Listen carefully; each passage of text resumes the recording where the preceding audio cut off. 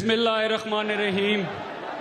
बुज़ुर्गों, भाइयों, दोस्तों, बहनों और हमारे प्राइम मिनिस्टर साहब, अस्सलामु अलैकुम। मुझे अक्सर लोग कहते हैं कि आप अभी भी खान साहब को पीएम क्यों कहते हो, तो मैं उनको एक ही जवाब देता हूं, हमारे लिए तो कल भी वो पीएम थे, आज भी पीएम है और कल भी इंशाल्लाह वही पीएम होंगे। एक नौटंकी इस वक्त उनकी कुर्सी पे बैठा हुआ है जो कुछ दिनों का मेहमान है, इंशाल्लाह ताला वो जल्दी कुर्सी खाली करेगा और हमारे पीएम साहब वापस अपनी कुर्सी संभालेंगे।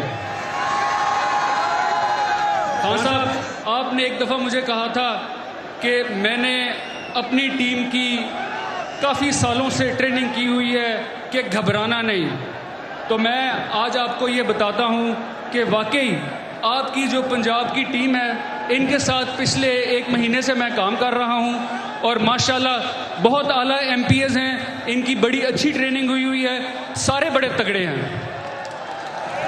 इसमें बिलखुसूस आपके वुज़रा जो हैं वो माशाल्लाह बहुत अच्छा काम करते रहे हैं और उन्होंने गवर्नर हाउस में एक बहुत बड़ी साजिश नाकाम कराई है, ये आपके वुज़रा ने काम किया।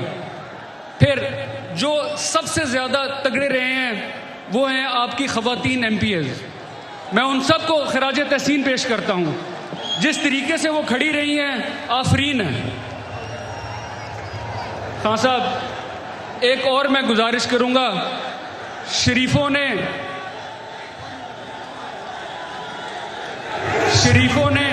एक किरली को नामजद किया है वज़ीर आला पंजाब के लिए।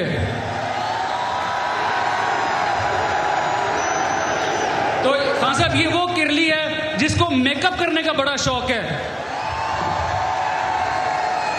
तो अगर कभी उसने जिंदगी में ओत उठाया तो मैं गुजारिश करूंगा इन्हीं खवातीन एमपीएस से कि इसको एक खूबसूरत सा मेकअप का बैग जरूर तोहफा दें।